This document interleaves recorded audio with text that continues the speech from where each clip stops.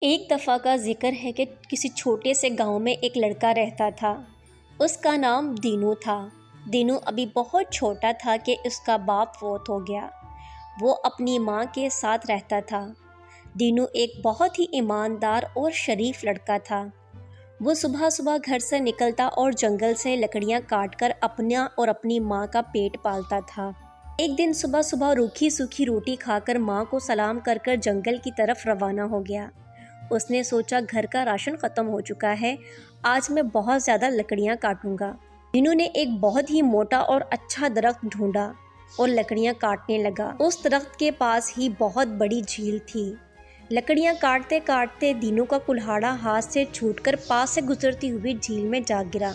دینو بہت پریشان ہوا اور سوچنے لگا یہ کلہاڑا اس کی روزی کمانے کا واحد ذریعہ تھا جو اب اس کے پاس نہیں رہا تھا۔ اب وہ گھر کا سامان کیسے خریدے گا اور ماں کو کیا جواب دے گا؟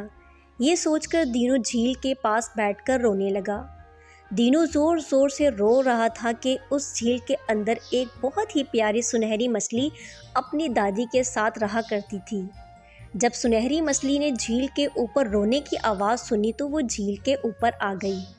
سنہری مچھلی نے ایک چھوٹے لڑکے کو روتے دیکھا تو پوچھا، تم کیوں رو رہے ہو؟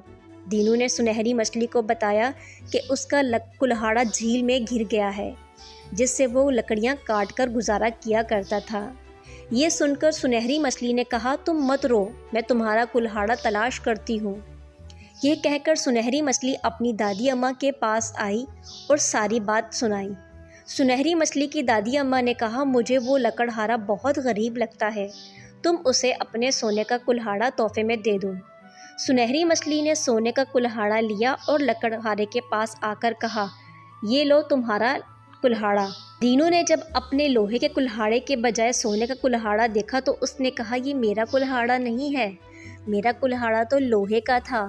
سنہری مچھلی اپنی دادی اماں کے پاس آئی اور اسے ساری بات سنائی۔ سنہری مچھلی کی دادی اماں نے کہا، وہ لکڑہارا تو بہت ایماندار ہے، تم اس کا لوہے کا کلہاڑا تلاش کر دو اور اپنا سونے کا کلہاڑا بھی اسے تحفے میں دے دو۔ سنہری مچھلی لوہے کا کلہاڑا تلاش کرنے لگی جو اسے جلد ہی مل گیا۔ وہ دونوں کلہاڑے لے کر دینو کے پاس آئی اور کہا، یہ رہا تمہارا لوہے کا کلہاڑا اور یہ سونے کا کلہاڑا تمہیں تمہاری ایمانداری کا انعام ہے۔ دینو دونوں کلہاڑے لے کر بہت خوش ہوا اور سنہری مچھلی کا شکریہ ادا کیا۔ گھر واپس آ کر دینو نے سارا واقعہ اپنی ماں کو سنایا۔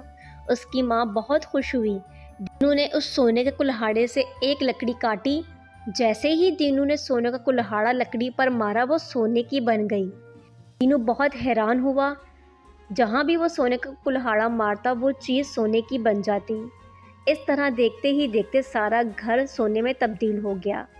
دینو اور اس کی ماں بہت خوش ہوئے اور یہ سب دینو کی ایمانداری کا انعام تھا۔